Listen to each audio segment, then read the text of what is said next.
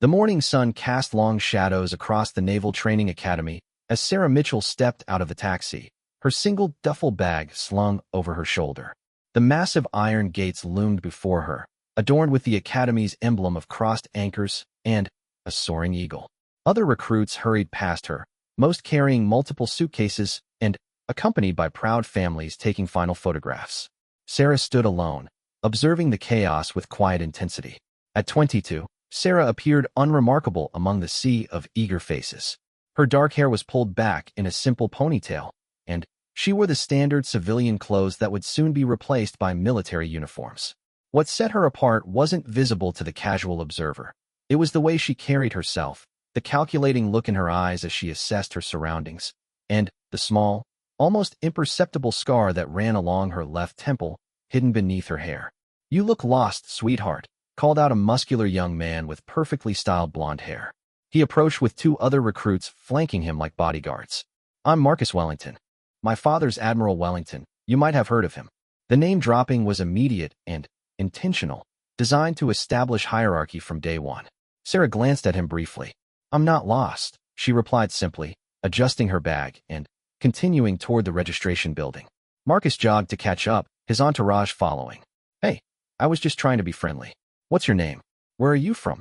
His tone carried the assumption that everyone should be eager to befriend someone with his connections. "Sarah," she answered without elaborating, her pace never slowing. "Just Sarah? Come on, we're all going to be shipmates here. Might as well get acquainted." Marcus was persistent, clearly not used to being dismissed so easily. Before Sarah could respond, a sharp whistle cut through the morning air. "Listen up, maggots." The voice belonged to Chief Petty Officer Rodriguez, a weathered woman whose voice could cut through steel. "Form lines for registration. Move it, move it, move it." The next several hours blurred together in a whirlwind of paperwork, medical examinations, and uniform fittings. Sarah noticed how the staff treated different recruits. Those with obvious family connections received slightly more attention, while others were processed with mechanical efficiency. She filed this observation away with dozens of others, building a mental map of the Academy's informal power structure. During the uniform fitting, the elderly tailor squinted at Sarah's measurements. "You're smaller than most of the girls we get here," he muttered, pulling various sizes from the shelves. "Military life's tough on little ones like you. You sure you're in the right place?"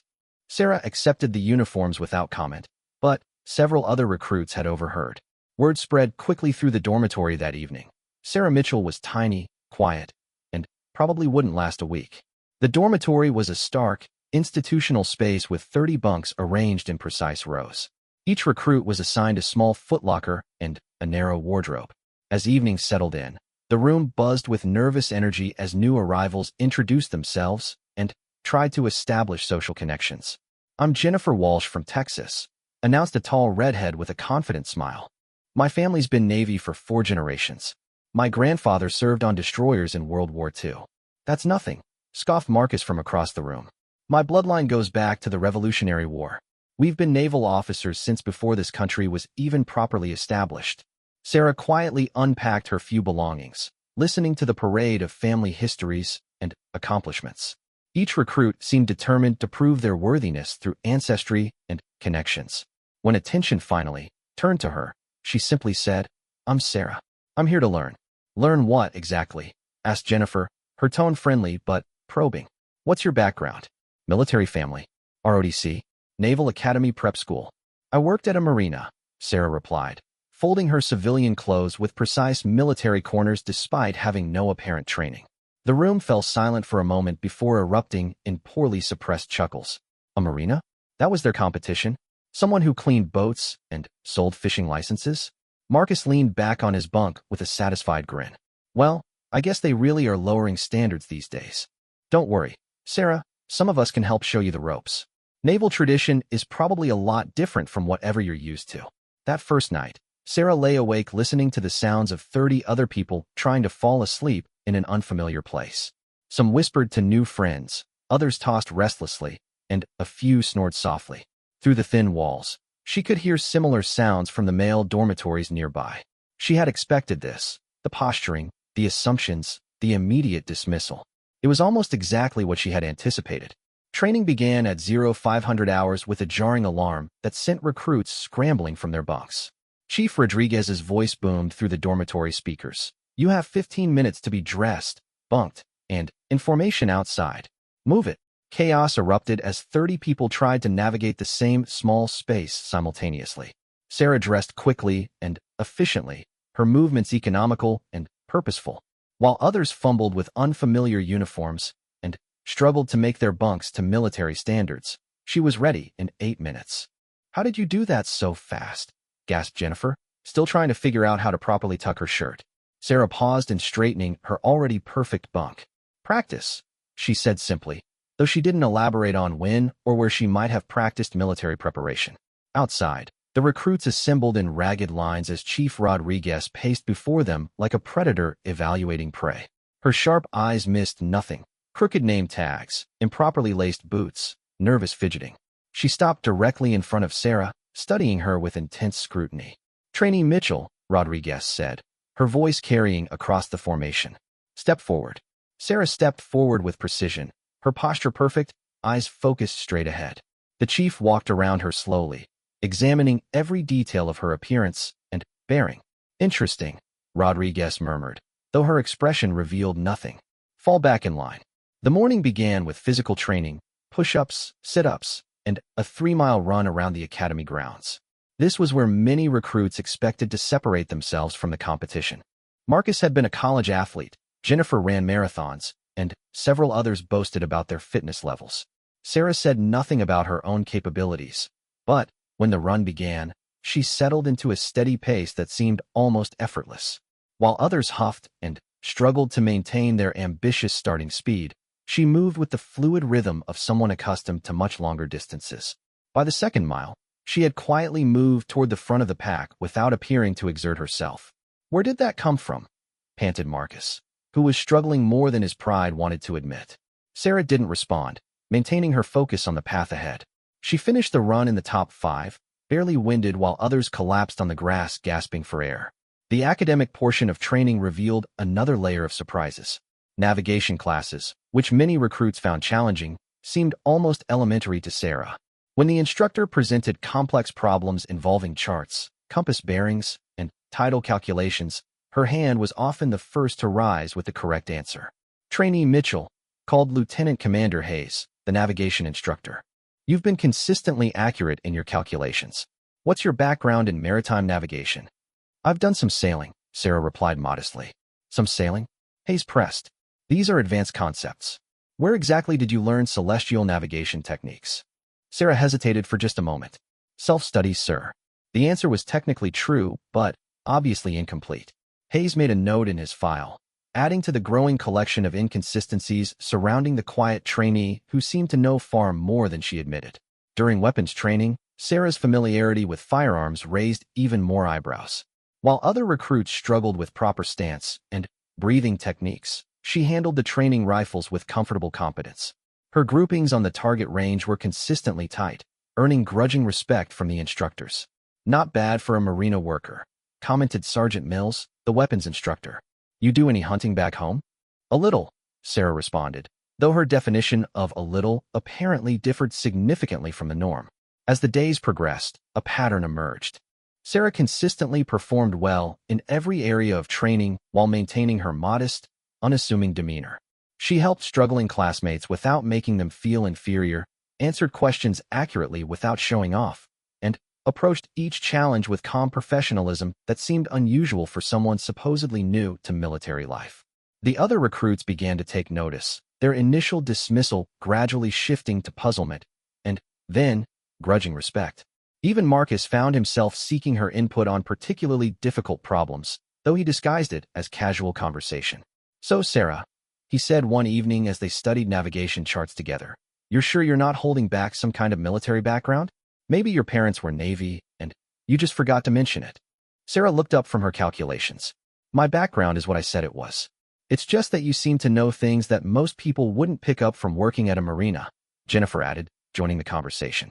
Like, today during the tactical briefing, you were the only one who caught that error in the instructor's example. I read a lot, Sarah replied, returning her attention to the chart. But reading couldn't explain everything. During emergency response drills, Sarah moved with the confidence of someone who had faced real crises. Her leadership during a simulated shipboard fire impressed even the instructors, who were accustomed to recruits freezing under pressure. Trainee Mitchell demonstrated exceptional judgment and composure, noted Lieutenant Torres in his evaluation report. Recommend monitoring for advanced leadership potential. 3 weeks into training, the recruits faced their first major test, a comprehensive examination covering everything from naval history to technical specifications of modern warships. Most spent days preparing, forming study groups, and cramming late into the night. Sarah studied quietly by herself, reviewing materials with the systematic approach of someone accustomed to processing large amounts of technical information. When Marcus offered to include her in his study group, she politely declined. "You sure? We've got some pretty smart people in our group," he insisted. Jennifer was valedictorian of her high school, and David's got an engineering degree. "I prefer to study alone," Sarah replied without offense. The examination was comprehensive and challenging, designed to separate serious candidates from those who might have underestimated the academic demands of naval service. Questions ranged from basic seamanship to complex scenarios involving international maritime law. Results were posted 3 days later. Sarah's name appeared at the top of the list with a score that exceeded even the instructor's expectations.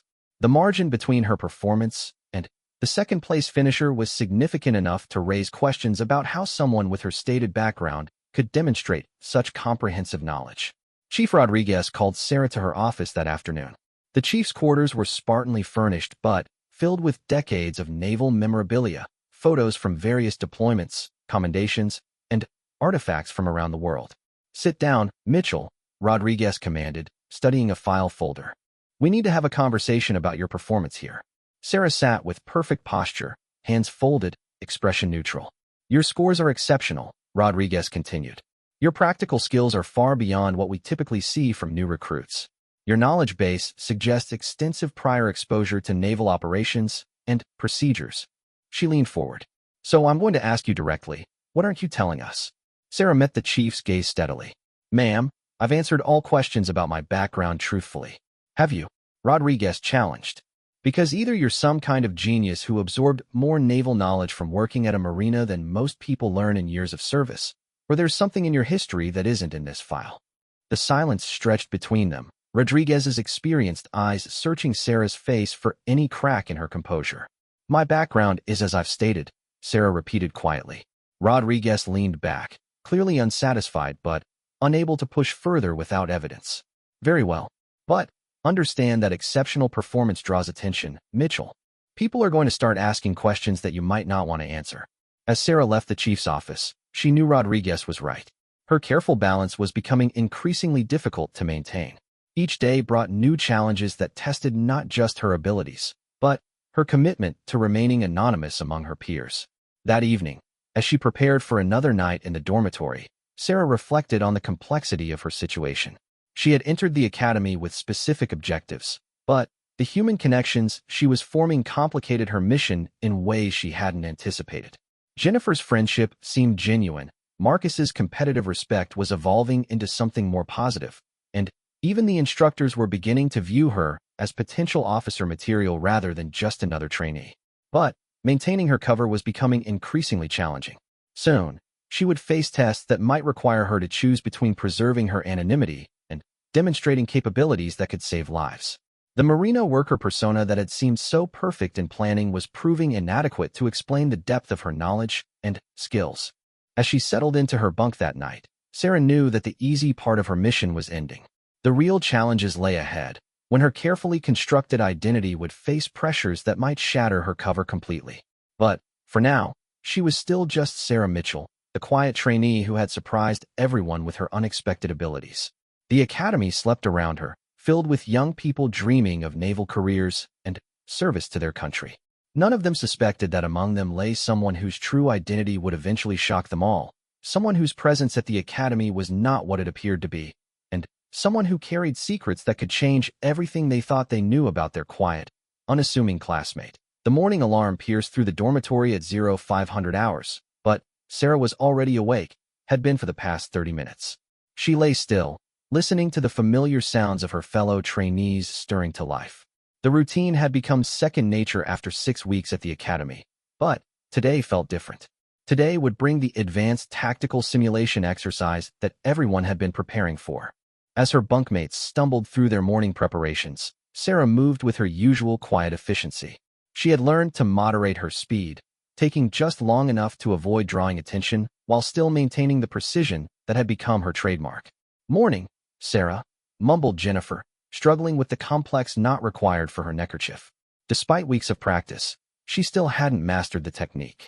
Without being asked, Sarah stepped over and quickly adjusted the knot with practiced fingers. "There," she said simply, stepping back. Jennifer studied herself in the small mirror mounted on the wall. "Perfect as always. How do you make it look so easy?" "Practice," Sarah replied, the same answer she gave to most questions about her abilities. But Jennifer was beginning to suspect there was more to it than practice.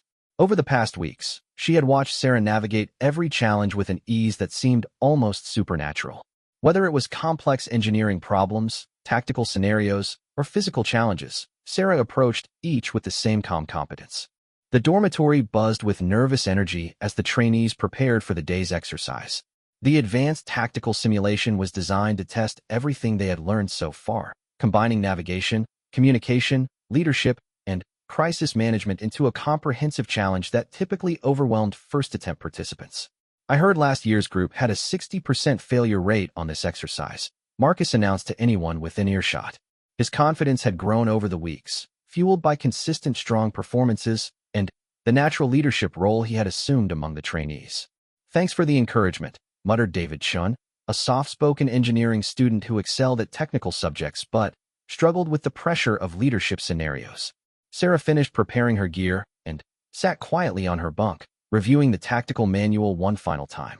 She had read it thoroughly several times already, but the review served a dual purpose. It provided cover for her advanced preparation while allowing her to identify any new information she might have missed. The simulation would take place in the Academy's state-of-the-art training facility, a complex that could replicate virtually any maritime scenario from peaceful harbor operations to full combat situations. Each team would face a series of escalating challenges designed to test their ability to work together under pressure. Chief Rodriguez entered the dormitory for the morning inspection, her sharp eyes scanning the formation of trainees. "Today you will discover whether you have what it takes to earn the privilege of serving in the United States Navy," she announced. "Some of you will rise to the occasion. Others will discover that military service is not their calling." Her gaze lingered on Sarah for a moment longer than the others. Over the past weeks, Rodriguez had continued to watch the enigmatic trainee with growing fascination. Every report from the instructors contained the same puzzling pattern: exceptional performance coupled with modest explanations that didn't quite add up. The tactical simulation facility was impressive, filled with computer terminals, communication equipment, and large screens displaying various scenarios. The trainees were divided into teams of 6, each assigned a different mission profile ranging from humanitarian assistance to combat operations. Sarah found herself assigned to Team Delta, along with Jennifer, Marcus, David, and 2 other trainees, Patricia Santos, a former Coast Guard enlisted member seeking to become an officer, and Robert Kim, whose family had emigrated from South Korea when he was young and who spoke multiple languages fluently. "All right, team," Marcus said as they gathered around their assigned station. "I'll take team leader, Jennifer can handle communications, and we'll figure out the rest as we go." Sarah said nothing, but she noticed Patricia's slight frown at Marcus's automatic assumption of leadership. As a former enlisted member, Patricia had more actual military experience than any of them, but Marcus's confidence and family connections had established him as the group's natural leader. The first scenario appeared on their screens, a humanitarian crisis in a fictional Pacific island nation. A massive earthquake had devastated coastal areas, and their ship was part of an international relief effort. They had limited resources and multiple competing priorities, evacuating civilians, delivering medical supplies, and coordinating with other vessels in crowded waters. Marcus immediately began issuing orders, but his approach was scattershot, trying to address every problem simultaneously without establishing clear priorities. Within minutes, the simulation was showing dangerous overcrowding at the evacuation points and critical supplies sitting undelivered while their ships circled inefficiently. "We need to slow down and think this through," Patricia suggested diplomatically. "I've got it under control," Marcus insisted, but the chaos on the screen suggested otherwise. Sarah watched the developing disaster with growing concern. She could see the solutions clearly: the proper sequence of operations, the optimal positioning for maximum efficiency, the communication protocols that would coordinate their efforts with the other vessels. But revealing such knowledge would raise questions she wasn't prepared to answer.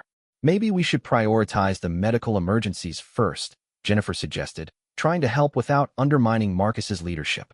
That's what I'm doing, Marcus replied, though his actions on the console suggested confusion about the proper procedures. The simulation continued to deteriorate. Virtual casualties mounted as their inefficient operations failed to address the crisis effectively. David tried to help by calculating optimal loading configurations, but Marcus was too flustered to implement the suggestions properly.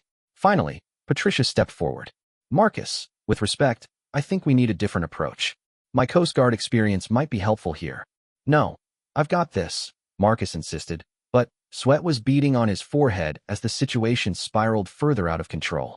Sarah could remain silent no longer. Lives were at stake, even if they were simulated once. May I suggest something? She asked quietly. Marcus looked up from the console, frustration evident on his face. What? First priority should be establishing a clear communication protocol with the other vessels to avoid collisions in the harbor, Sarah said, her voice calm despite the crisis unfolding on screen. Then, we position for maximum efficiency in evacuation operations while simultaneously organizing the supply chain for medical deliveries. She moved to the console with Marcus's reluctant permission and began implementing a systematic approach that immediately brought order to the chaos. Her fingers moved across the controls with practiced precision, inputting commands that demonstrated familiarity with complex maritime operations. Within minutes, the simulation showed dramatic improvement. Evacuation operations became efficient and safe, medical supplies reached their destinations, and their coordination with other vessels transformed from chaos to textbook excellence. The entire team stared at the screens in amazement. How did you know to do that? Jennifer asked. Sarah stepped back from the console, suddenly, aware that she had revealed far more than intended. It seemed logical, she replied, but the excuse felt weak even to her. Marcus looked between Sarah and the dramatically improved simulation results. That wasn't just logic. That was expertise. Where did you learn maritime crisis management? Before Sarah could respond, the simulation shifted to the next scenario, a combat situation involving enemy vessels and the need for tactical maneuvering while protecting civilian shipping. The complexity increased dramatically, requiring knowledge of naval warfare tactics that typically took years to master. Again, Marcus attempted to take control, but the situation quickly became overwhelming. Simulated enemy fire began finding targets as their defensive positioning failed to account for proper tactical doctrine. This time, Patricia didn't wait for permission. Sarah, I think you should take the lead on this one. All eyes turned to Sarah, who found herself facing an impossible choice. Allow the simulation to continue toward failure, protecting her cover but failing her team, or demonstrate capabilities that would certainly raise uncomfortable questions. She chose her teammates. Moving to the primary console, Sarah began implementing defensive maneuvers that showcased advanced knowledge of naval combat tactics. Her positioning of their vessel maximized defensive capabilities while maintaining offensive options. Her coordination of supporting units demonstrated understanding of fleet operations that went far beyond anything taught at the academy level. The transformation was dramatic. What had been a losing battle became a tactical masterpiece. Enemy vessels found themselves outmaneuvered and outgunned while civilian shipping remained protected throughout the engagement. The team watched in stunned silence as Sarah orchestrated a flawless victory using techniques that seemed to come from advanced military education rather than marina experience. Simulation complete, announced the computer. Mission success. Exceptional performance noted. The room fell quiet as the implications sank in. Sarah's performance hadn't just been good. It had been the kind of tactical brilliance that suggested extensive military training and combat experience. Sarah, Marcus said slowly, what aren't you telling us? Before she could respond, Lieutenant Commander Hayes entered their simulation area. He had been monitoring all teams from the control room, but Sarah's performance had drawn his personal attention. Trainee Mitchell, he said, studying his tablet with a puzzled expression. A word with you privately. Sarah followed Hayes to a small debriefing room adjacent to the simulation facility. Through the window, she could see her teammates huddled in intense discussion, clearly trying to process what they had just witnessed. Hayes closed the door, and sat across from her, his expression serious. Those were graduate-level tactical decisions you made in there. The kind of maneuvering we don't teach until advanced warfare college, if then. But Sarah maintained her composed exterior. I read extensively, sir. Reading doesn't explain what I just observed, Hayes replied firmly. You demonstrated practical knowledge of combat tactics, fleet coordination, and crisis management that takes years of experience to develop. So I'll ask you the same question your teammate did. What aren't you telling us? The silence stretched between them as Sarah weighed her options. She had known this moment would eventually come, but she had hoped to maintain her cover longer. My background is as stated in my file, sir, she said finally. Hayes leaned back, clearly unsatisfied but professionally constrained. Very well. But understand that performance like this draws attention from levels far above mine. Questions are being asked, Mitchell.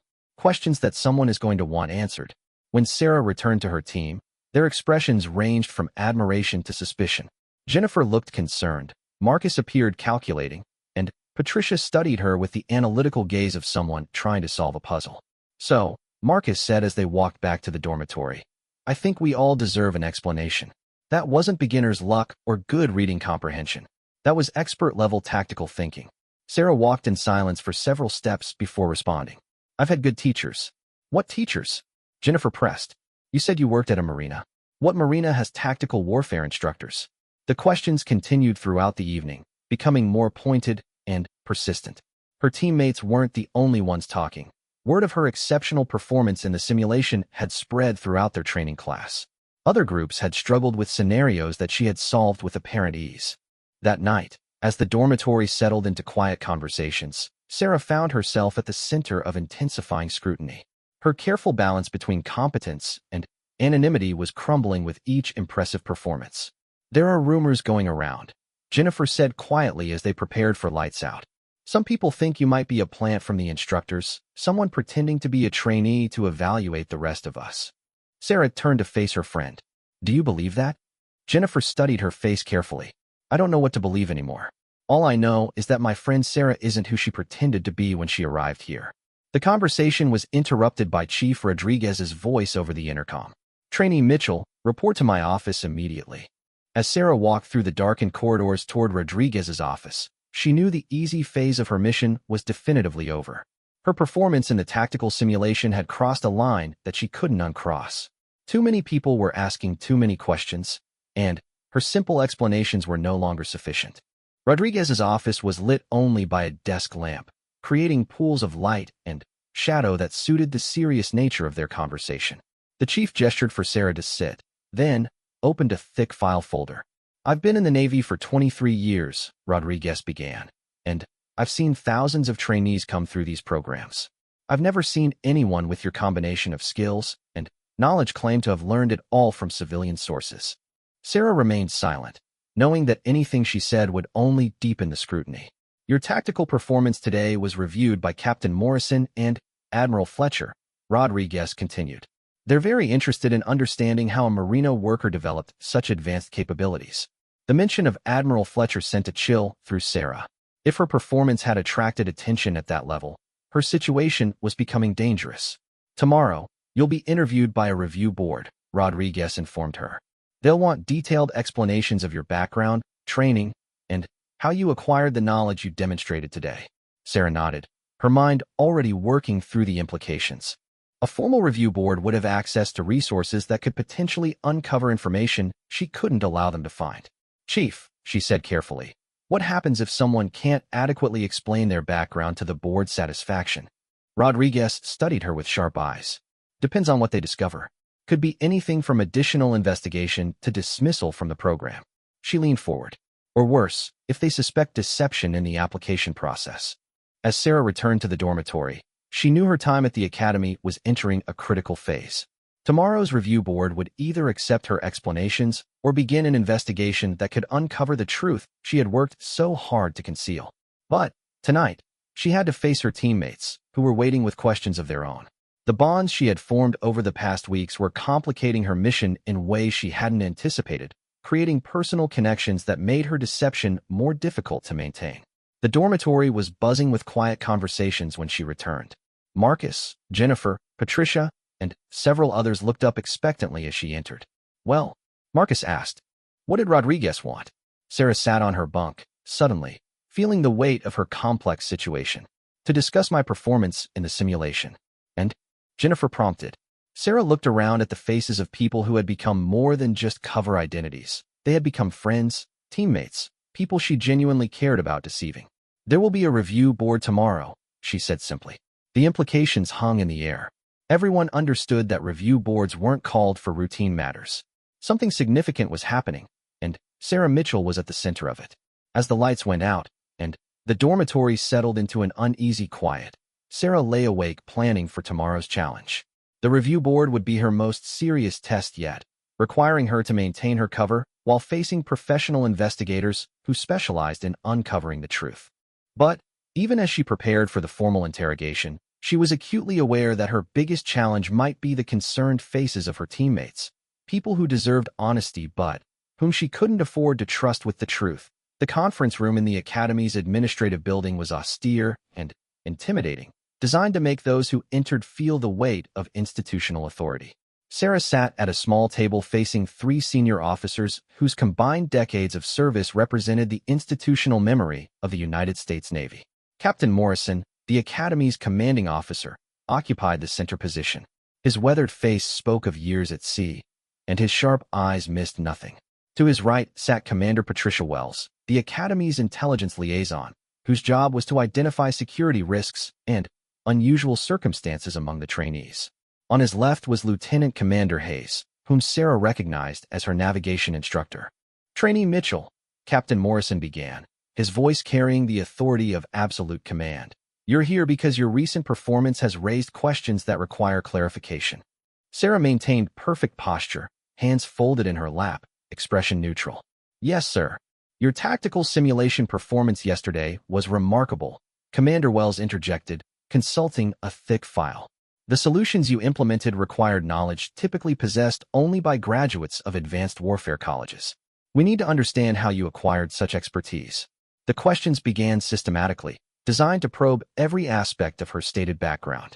They asked about the marina where she claimed to have worked, the specific duties she performed, and the sources of her extensive maritime knowledge. Sarah's answers were carefully crafted, technically truthful, but strategically incomplete. Yes, she had worked at a marina. Yes, she had extensive experience with boats and navigation. Yes, she was largely self-taught in naval procedures and tactics. Self-taught from what sources? Commander Wells pressed. Military manuals, technical publications, historical accounts, Sarah replied. I've always been interested in naval operations. Lieutenant Commander Hayes leaned forward. The tactical decisions you made yesterday weren't from any manual I know of. They showed intuitive understanding of combat dynamics that typically comes from experience, not reading. The interrogation continued for over an hour, with the officers probing deeper into inconsistencies they had identified. Sarah's physical fitness exceeded expectations for her stated background. Her familiarity with weapons handling suggested training beyond civilian exposure. Her knowledge of naval protocol was suspiciously comprehensive. Trainee Mitchell, Captain Morrison said finally, I've been in the Navy for 30 years. I can recognize when someone is holding back information. Your background doesn't explain your capabilities, and we need to understand why. Before Sarah could respond, an aide entered the conference room and handed Captain Morrison a sealed envelope marked priority. The captain opened it, read briefly, and his expression changed to one of surprise and confusion. Gentlemen, he said to his colleagues, we need to pause this review. There's been a development. Sarah was escorted to a small waiting room where she sat alone for nearly 2 hours, her mind racing through possible explanations for the interruption. Whatever had caused the delay was significant enough to halt a formal review board, which suggested involvement from higher authority levels. Meanwhile, back in the Academy dormitories, her teammates were dealing with the fallout from her absence. Word of the review board had spread throughout the training class, spawning dozens of theories about Sarah's true identity. I'm telling you, she's got to be some kind of undercover investigator, Marcus insisted to a group gathered around his bunk. Nobody learns that stuff from books. Jennifer disagreed. She's not investigating us. She's been nothing but helpful and genuine. If anything, she seems to want to avoid attention, not gather information. Patricia, drawing on her Coast Guard experience, offered another perspective. Maybe she's prior service from another branch. People sometimes don't report previous military experience if they want a fresh start. But why hide it? Asked David. Prior service is usually an advantage in applications. The speculation continued, becoming more elaborate with each iteration. Some suggested she was a foreign exchange officer operating under deep cover. Others theorized that she might be the child of high-ranking officials, placed at the academy to experience training without the burden of family expectations. Back in the administrative building, Sarah was finally called back to the conference room. But the composition of her interrogators had changed dramatically. Captain Morrison remained, but Commander Wells had been replaced by a man in civilian clothes who carried himself with unmistakable authority. Trainee Mitchell, Captain Morrison said, I'd like you to meet Director James Hamilton from the Office of Naval Intelligence. Hamilton studied Sarah with piercing blue eyes that seemed to catalog every detail of her appearance and demeanor. His presence elevated the stakes considerably. O&I involvement meant her situation had transcended academy protocols and entered the realm of national security. Miss Mitchell, Hamilton began, we've received some very interesting information about your background. Information that suggests your academy application may have been incomplete. Sarah's pulse quickened, but her expression remained neutral. Sir, Hamilton opened a new file folder and withdrew a series of photographs. These were taken 3 years ago at the Naval Postgraduate School in Monterey. Would you care to explain why someone who looks remarkably like you appears in multiple images from an advanced tactical training course? The photographs showed Sarah in naval officer's uniform, participating in what appeared to be high-level strategy sessions with other officers. Her face was clearly visible, and there was no possibility of mistaken identity. Sarah stared at the photographs, recognizing the moment when her carefully constructed cover began to unravel completely. The O&I had obviously conducted a thorough investigation, probably using facial recognition software and classified databases. I can explain, she began, but Hamilton held up his hand. Before you say anything that might complicate your situation further, he warned, I should inform you that we've already confirmed several facts about your actual background. The question now is whether you're going to cooperate with our investigation or continue maintaining a cover story that we already know is false. The room fell silent as Sarah weighed her extremely limited options. Continued deception would be pointless against the resources O&I could bring to bear, but revealing the truth carried its own enormous risks. I need to make a phone call, she said quietly. Hamilton and Captain Morrison exchanged glances. To whom? Hamilton asked. Admiral Rebecca Thompson, Naval Operations Center, Pentagon, Sarah replied, providing a direct number that made Hamilton's eyebrows rise. The call was placed on the conference room's secure line, with Hamilton listening on an extension. When Admiral Thompson's voice came through the speaker, the atmosphere in the room shifted dramatically. Admiral Thompson, Hamilton identified himself. I'm here with Captain Morrison and a trainee who claims to know you. She says her name is Sarah Mitchell. There was a long pause before Admiral Thompson replied. Put her on the line. Sarah leaned toward the phone. Admiral, it's Lieutenant Commander Sarah Bennett. I believe my cover has been compromised. The silence that followed was profound. Captain Morrison's mouth fell open slightly, while Hamilton's expression shifted from suspicion to calculation. Commander Bennett, Admiral Thompson's voice was carefully controlled. I think it's time to terminate your current assignment and return to Washington immediately. Hamilton leaned forward. Admiral, with respect, we need some explanation of what's happening here. One of our trainees has just identified herself as a lieutenant commander, which raises significant questions about the integrity of our training program. Admiral Thompson's response was crisp and authoritative. Director Hamilton, Commander Bennett is operating under direct orders from the Chief of Naval Operations. Her assignment details are classified above your clearance level, but I can confirm that she is exactly who she claims to be. The revelation hit the room like a shockwave. Sarah Mitchell, the quiet Marino worker who had struggled to explain her exceptional abilities, was actually Lieutenant Commander Sarah Bennett, operating under deep cover at the Naval Academy for reasons that remained classified. Captain Morrison found his voice first. Commander Bennett, would you care to explain what the hell is going on at my academy? Sarah, now revealed as Commander Bennett, straightened in her chair, her entire demeanor shifting as she dropped the uncertain trainee persona she had maintained for weeks. Captain, I've been conducting a classified assessment of academy training protocols and security procedures. My mission was to evaluate potential vulnerabilities in the training system by experiencing it as a normal recruit. Hamilton was taking detailed notes. And Your exceptional performance? Was that part of the cover or a failure to maintain it? A failure, Sarah admitted.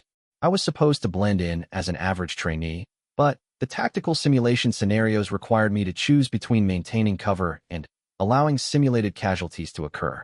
I chose to prevent the casualties. The implications were staggering. For weeks, one of the Navy's rising stars had been living among the trainees, observing their training, evaluating their instructors, and gathering intelligence on the Academy's operations while pretending to be a novice from civilian life. My God, Captain Morrison muttered. How many people know about this operation? Very few, Sarah replied. Admiral Thompson, the CNO, and selected personnel at ONI. The security classification was designed to ensure authentic responses from Academy personnel. Hamilton closed his folder with a sharp snap. Commander, your cover may be blown with Academy personnel, but I assume the trainee population still believes you're Sarah Mitchell from the Marina. Sarah nodded. As far as I know, yes. Then, we have a problem, Captain Morrison interjected. Your teammates are asking questions, rumors are spreading, and maintaining operational security is going to be increasingly difficult. The conversation was interrupted by another aide entering with an urgent message for Hamilton. After reading it, he looked up with a grim expression. Commander, it appears your situation has become more complex. We've intercepted communications suggesting that foreign intelligence services may have identified your presence here. Your cover isn't just blown locally. It may be compromised at levels that threaten operational security. The implications were immediately clear to everyone in the room. If hostile intelligence services had identified a high-value naval officer operating undercover at the Academy, the security risks extended far beyond the training program. Admiral Thompson, Captain Morrison addressed the phone. What are your orders regarding Commander Bennett's immediate safety and the security of this facility? The response was swift and decisive. Commander Bennett is to be extracted immediately. Captain Morrison, implement Security Protocol Delta 7 for potential foreign intelligence penetration. Director Hamilton, I need a full assessment of how this information might have leaked and what countermeasures are required. As the adults discussed security protocols and extraction procedures, Sarah's thoughts turned to her teammates back in the dormitory. Jennifer, Marcus, Patricia, David, and the others who had become genuine friends over the past weeks. People who had trusted her, shared their fears and hopes with her, and formed bonds that she had never anticipated. Captain, she interjected during a pause in the conversation, what happens to my training class? They deserve some explanation for my disappearance. Captain Morrison considered the question carefully. They'll be told that you've been reassigned due to exceptional performance. It's not uncommon for outstanding trainees to be fast-tracked to specialized programs. It was a reasonable cover story, but Sarah knew her teammates well enough to recognize that they wouldn't accept such a simple explanation.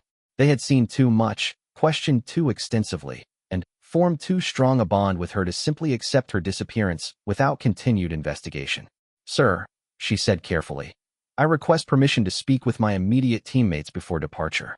They've been through an intensive training experience together, and my sudden absence without explanation could damage their morale and unit cohesion. Hamilton shook his head immediately. Absolutely not. The fewer people who know about this situation, the better. Your mission here is terminated, and your priority is operational security. But Captain Morrison seemed more sympathetic to the human element of the situation. What did you have in mind, Commander? Sarah had been thinking about this possibility for weeks, hoping she wouldn't need to implement it, but preparing nonetheless. A partial disclosure. Reveal that I'm prior service without disclosing my actual rank or mission. Let them believe I was former enlisted who didn't report previous experience to avoid preferential treatment. The suggestion had merit from a security perspective while addressing the human complications of her abrupt departure. It would explain her exceptional abilities without revealing the classified nature of her assignment. After consultation with Admiral Thompson via secure phone, the decision was made to allow Sarah a brief, controlled disclosure to her immediate team members under Hamilton's direct supervision. 30 minutes later, Jennifer, Marcus, Patricia, and David were called to a small classroom under the pretext of a leadership development session. They entered to find Sarah sitting at the instructor's desk, but something had changed about her bearing and presence. I owe you all an explanation, she began without preamble. My name is Sarah, but my background isn't what I told you. I'm former military with extensive operational experience. I didn't report it in my application because I wanted to experience the training program without the assumptions and expectations that come with prior service. The silence that followed was heavy with processing and realization. Jennifer spoke first, her voice a mixture of relief and hurt. "So you've been lying to us for weeks?" Sarah met her gaze directly. "Yes, and I'm sorry for that. But my friendship with all of you, my respect for your abilities, and my care for your success, those were completely genuine." Marcus leaned back in his chair, a rueful smile crossing his face. "Prior service explains a lot. What branch? How long?" "Navy," Sarah replied truthfully. "Several years in various capacities." Patricia, with her Coast Guard background, studied Sarah with new understanding. "That's why you knew the protocols so well. You weren't learning, you were remembering." The conversation continued for 20 minutes, with Sarah answering questions as honestly as possible within her operational constraints. Her teammates' reactions ranged from understanding to disappointment, but the underlying friendship remained intact. "So what happens now?" David asked. "Are you staying in the program?" Sarah shook her head. "I've been selected for a specialized assignment that requires immediate departure. Our training together ends here." As she said goodbye to each of them individually, Sarah realized that this undercover assignment had affected her far more than she had anticipated. The bonds formed during shared challenges had been real, and leaving them behind was more difficult than any tactical problem she had faced. Hamilton escorted her from the classroom, and within an hour, she was on a military transport bound for Washington. As the academy grew small below the aircraft's windows, Sarah reflected on the complexity of her mission's conclusion. She had successfully evaluated the academy's training protocols and identified both strengths and vulnerabilities in their programs. But she had also been forced to confront the personal cost of deception, the way that genuine human connections complicated even the most carefully planned operations.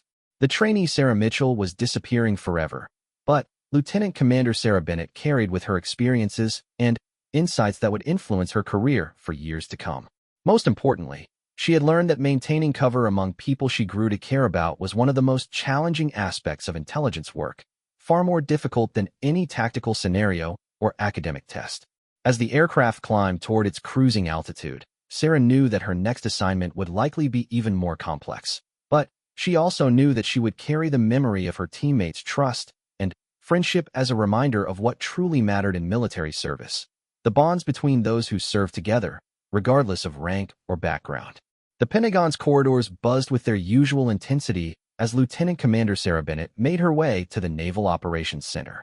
3 months had passed since her extraction from the academy, and she had spent that time debriefing intelligence officials, writing comprehensive reports, and preparing for her next assignment.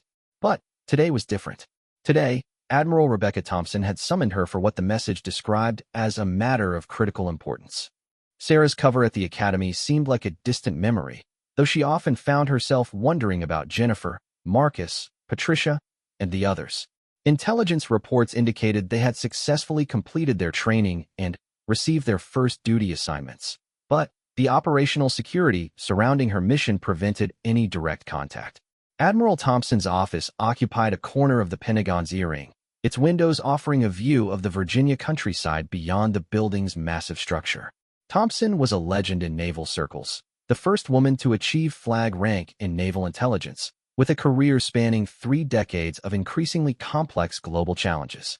"Commander Bennett," Thompson gestured to a chair across from her desk. "Thank you for coming. We have a situation that requires your unique expertise." Sarah settled into the chair, noting the secure phones, classified documents, and multiple computer terminals that marked Thompson's office as a nerve center for sensitive operations. "Yes, ma'am. How can I assist?" Thompson opened a thick folder marked with classification stamps that indicated its contents were highly restricted. 3 weeks ago, we received intelligence suggesting that a foreign power has succeeded in placing an operative within our senior naval command structure. Someone with access to critical operational information who has been feeding strategic intelligence to hostile services. The implications were staggering. A mole within the senior ranks of the Navy could compromise ongoing operations, reveal defensive capabilities, and endanger American forces worldwide. Sarah understood immediately why such a situation would require extraordinary measures. "Do we have any leads on the individual's identity or position?" Sarah asked. Thompson's expression was grim.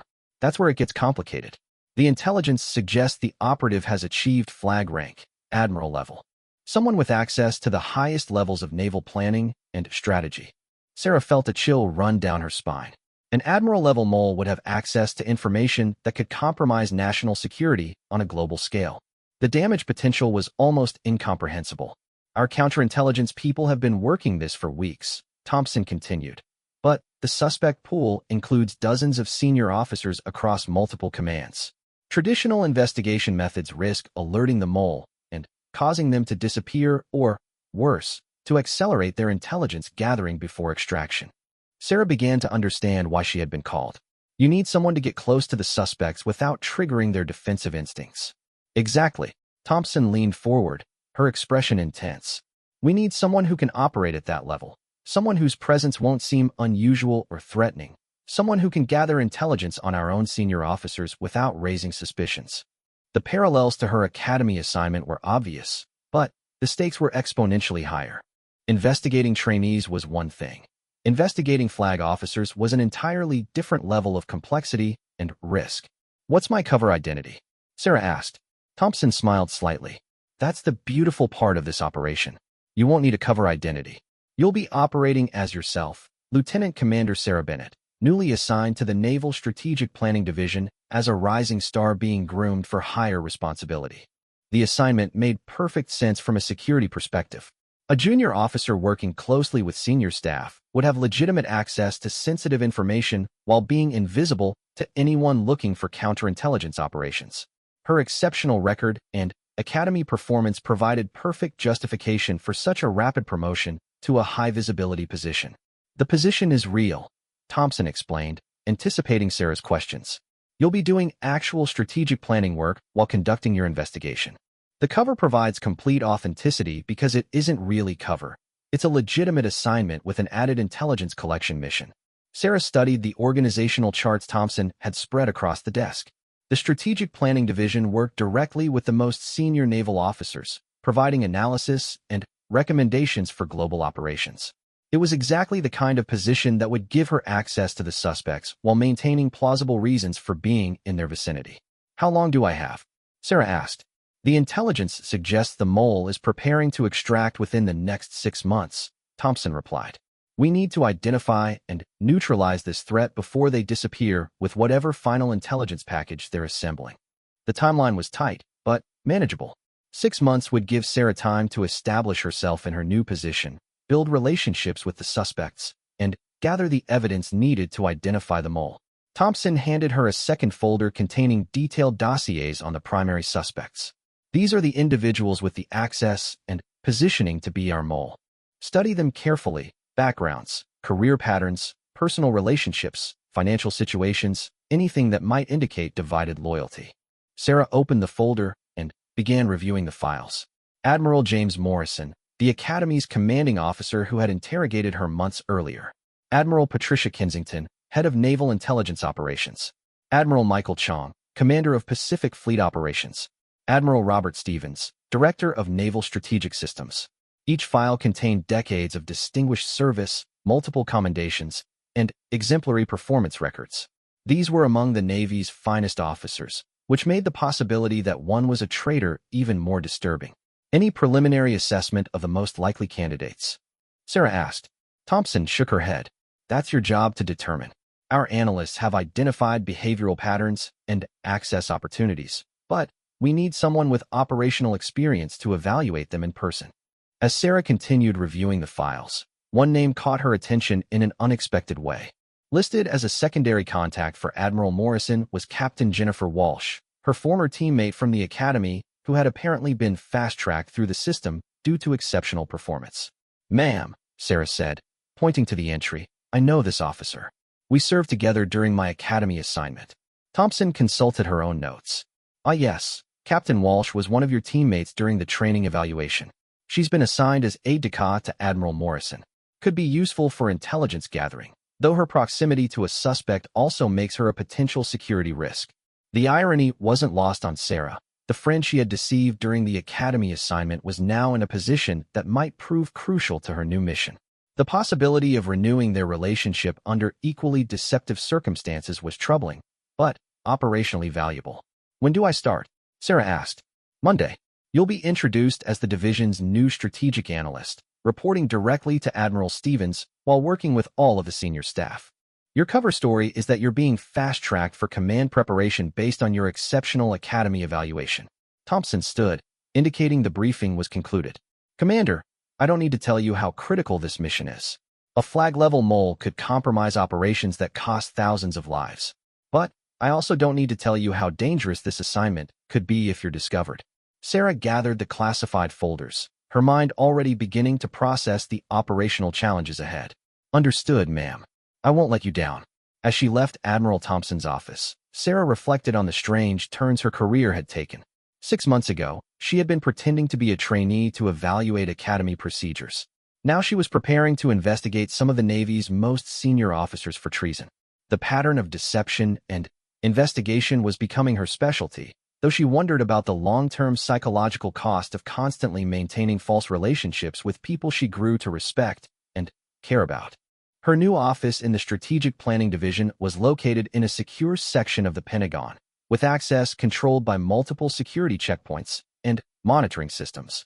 The space was modern and efficient, equipped with the latest analytical tools and communication systems needed for strategic planning operations.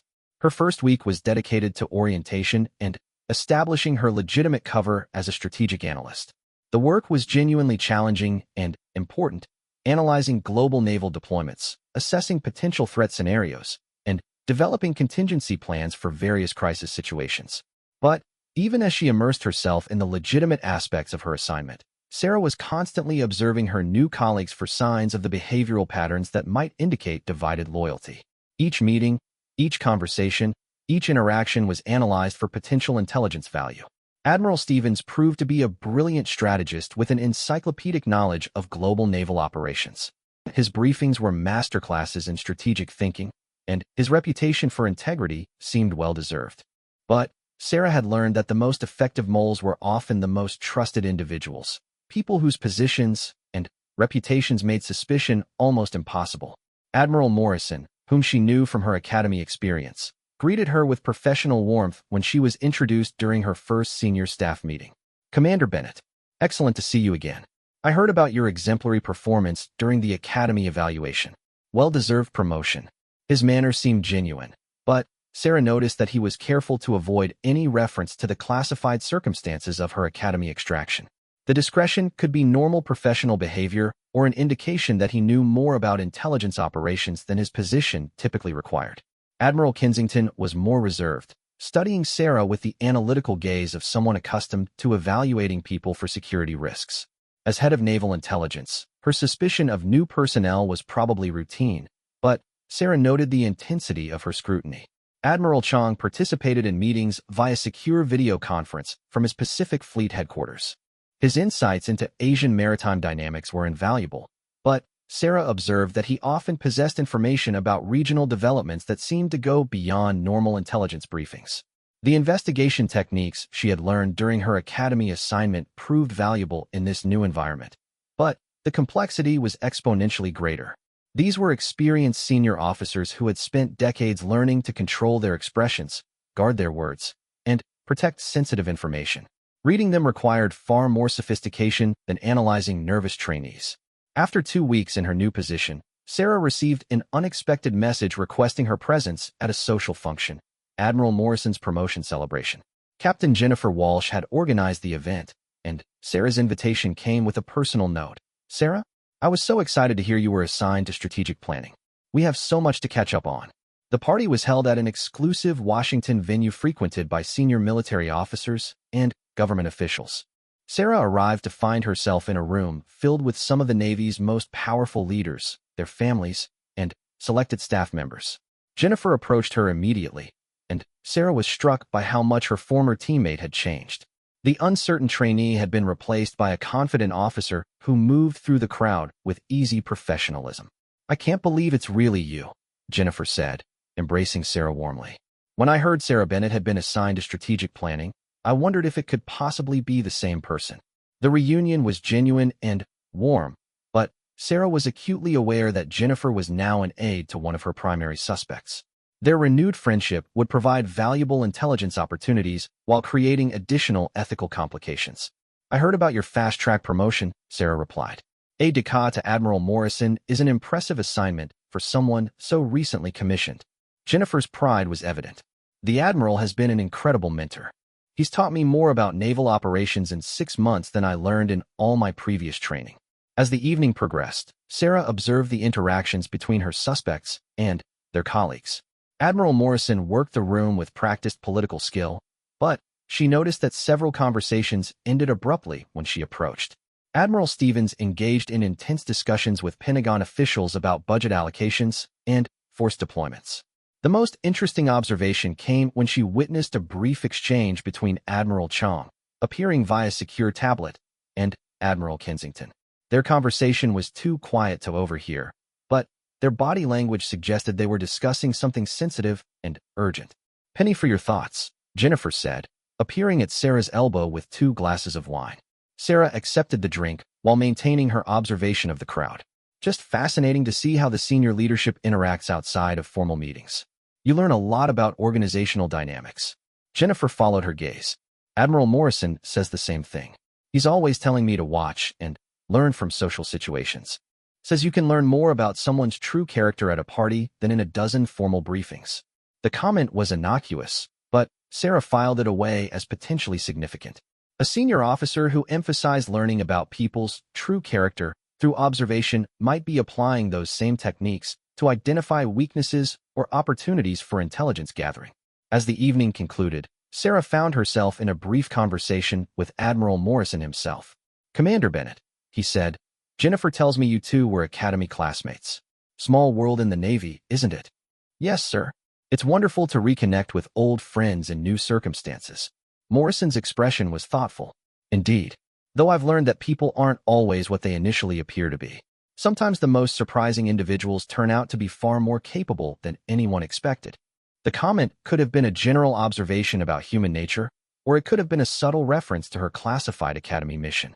Sarah maintained her neutral expression while mentally noting the potential significance.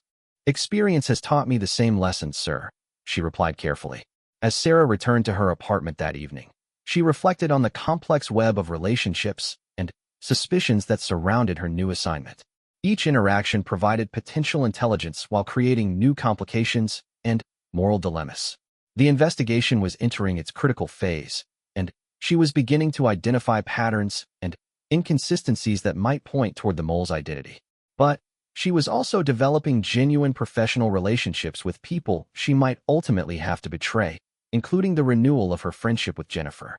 The next few months would require her to balance her investigative mission with the human connections that made her work both possible and painful. Somewhere among the distinguished officers she worked with daily was a traitor whose exposure would shock the naval community and potentially save thousands of lives. Sarah's job was to find that traitor before they could complete their mission and disappear, regardless of the personal cost of the deception required to do so. The secure conference room deep within the Pentagon was silent except for the soft hum of electronic surveillance countermeasures. Sarah sat across from Admiral Thompson, a thick folder of evidence spread between them on the polished table. For months of intensive investigation had led to this moment, the revelation that would shock the naval establishment to its core. "You're absolutely certain?" Admiral Thompson asked, her voice heavy with the weight of what Sarah's investigation had uncovered. Sarah nodded grimly. "The evidence is conclusive, ma'am. Financial records, communication patterns, access logs, and behavioral analysis all point to the same individual. Admiral Patricia Kensington has been feeding classified intelligence to foreign operatives for at least 18 months. The irony was bitter. The head of naval intelligence operations had been using her position to systematically compromise American naval capabilities. Her access to the most sensitive operational secrets made her betrayal particularly devastating. Thompson studied the evidence files with the careful attention of someone who understood that careers and national security hung in the balance.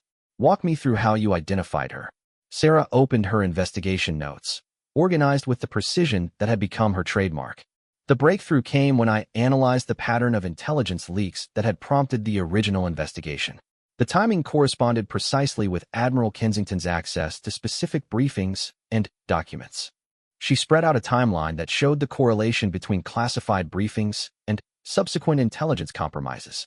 But what really confirmed her identity was the financial investigation. She's been receiving payments through a complex network of offshore accounts tied to foreign intelligence services. The evidence was overwhelming. Bank records showed mysterious deposits that coincided with major intelligence transfers. Communication logs revealed encrypted messages sent to known foreign operatives. Most damning of all, surveillance footage had captured Kensington passing documents to suspected foreign agents during what appeared to be innocent social encounters. How long before she realizes she's been compromised? Thompson asked. That's our biggest concern, Sarah replied. She's been extremely careful, but my investigation has required accessing files and systems that might trigger her defensive protocols. I estimate we have perhaps 72 hours before she either suspects the investigation or attempts to extract. Thompson picked up a secure phone. Then, we move immediately. I'll coordinate with FBI counterintelligence for the arrest operation while you prepare a complete briefing for the Secretary of the Navy. As Thompson made the necessary calls to initiate Kensington's arrest, Sarah reflected on the complex investigation that had led to this moment. The breakthrough had come not from dramatic surveillance or confrontation, but from meticulous analysis of financial records and communication patterns that revealed the systematic nature of the betrayal. But even as she prepared for the operation's culmination, Sarah's thoughts turned to the personal complications that had emerged during her investigation. Her renewed friendship with Jennifer had provided crucial intelligence access while creating ethical dilemmas that haunted her quiet moments. Jennifer's position as Admiral Morrison's aide had given her inadvertent access to Kensington's activities, since Morrison and Kensington worked closely on intelligence matters.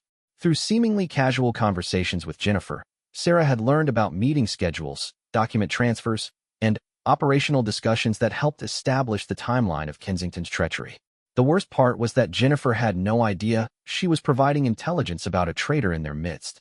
Her trusting sharing of information with her old academy friend had been crucial to the investigation's success, but it represented another layer of deception in Sarah's increasingly complex relationship with truth and friendship. 3 hours later, Sarah watched from the Pentagon's Security Center as FBI agents arrested Admiral Kensington in her office. The Admiral's shock appeared genuine, but Sarah had learned to distrust initial reactions. Kensington was too experienced an intelligence officer to reveal her true thoughts easily. The arrest triggered immediate security protocols throughout the Pentagon as counterintelligence teams began the massive task of assessing what information Kensington might have compromised. Every operation she had accessed, every document she had seen, every briefing she had attended needed to be evaluated for potential security breaches. Sarah's role shifted from investigation to damage assessment, as she worked with teams of analysts to determine the scope of Kensington's betrayal. The preliminary findings were sobering. Operational plans for 3 major naval exercises had been compromised, defensive capabilities in the Pacific had been revealed to foreign powers, and the identities of several intelligence assets were potentially known to hostile services. Commander Bennett, Admiral Thompson summoned her to a private briefing room. Exceptional work on this investigation. Your methodology and persistence prevented what could have been a catastrophic intelligence disaster. Sarah accepted the praise while feeling the familiar emptiness that followed successful deception operations. Thank you, ma'am. What's my next assignment? Thompson smiled. That's what I wanted to discuss. The Chief of Naval Operations has been following your work closely. Your success in both the Academy evaluation and this counterintelligence operation has marked you as someone with exceptional potential for intelligence and Special Operations Command. The conversation was interrupted by an urgent message from the FBI teams conducting Kensington's interrogation. The initial interview had revealed information that complicated the entire operation. Kensington claimed she had been operating under duress, forced into espionage by threats to her family members overseas. She's requesting to speak with the lead investigator, Thompson informed Sarah after reading the message. She specifically asked to talk to whoever identified her as the mole. The request was unusual, but not unprecedented.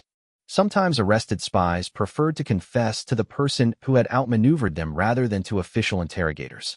Sarah agreed to the interview, curious to understand Kensington's motivations and to confirm details of her operation.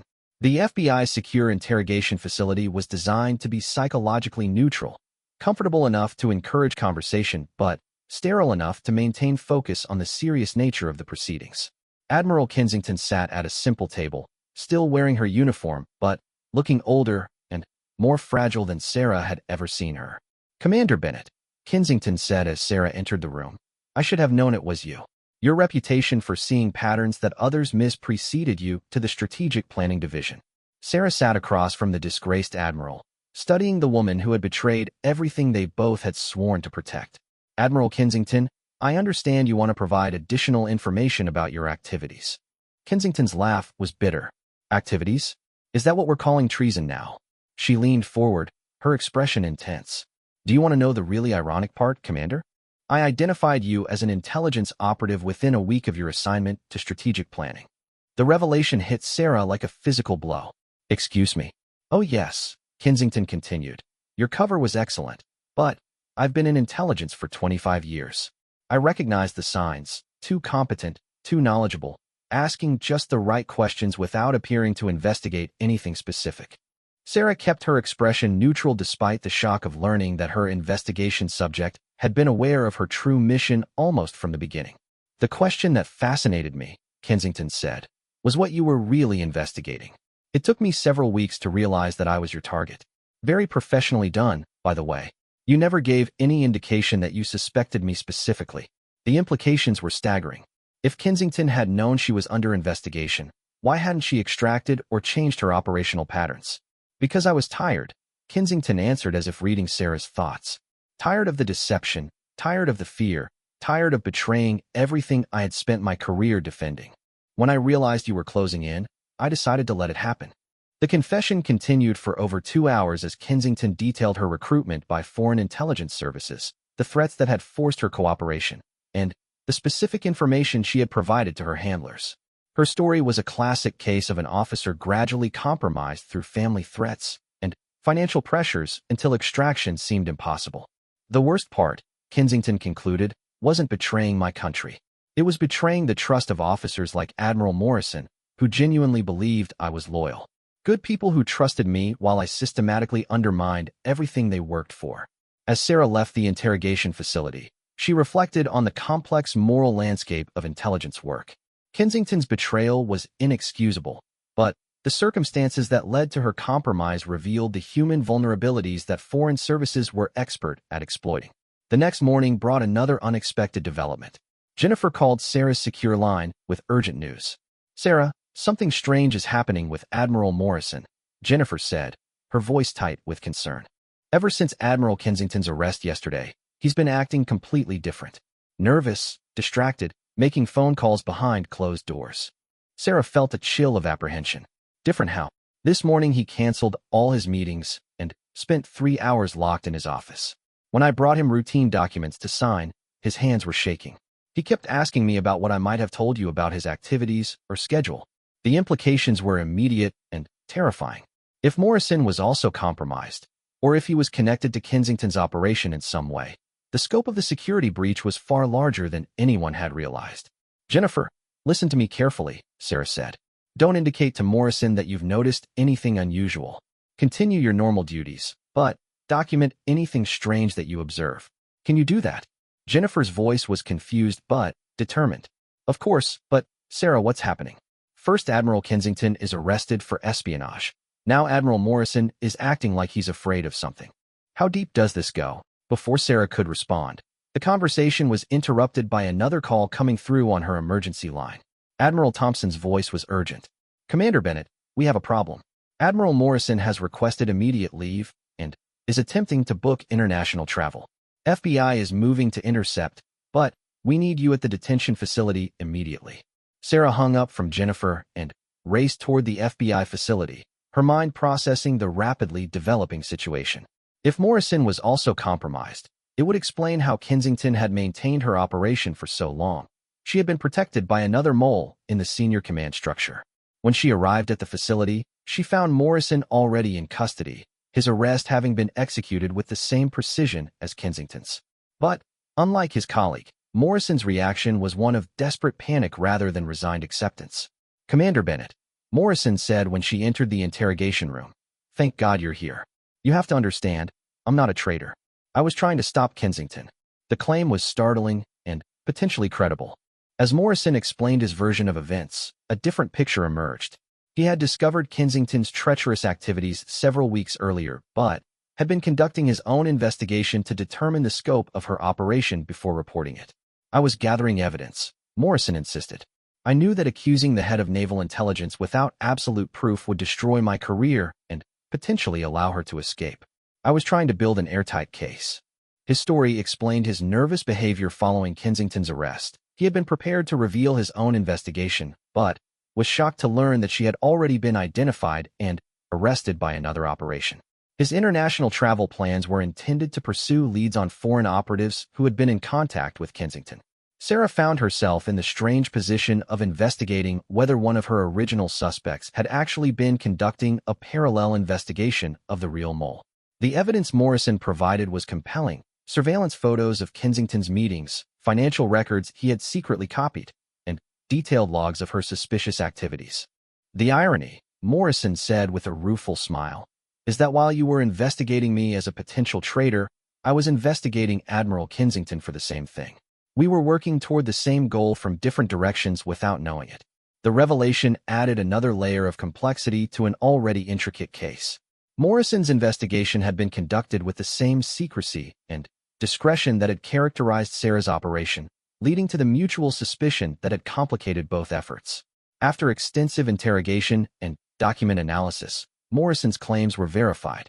Rather than being a co-conspirator, he had been conducting his own counterintelligence operation with the same objectives as Sarah's mission. His evidence significantly strengthened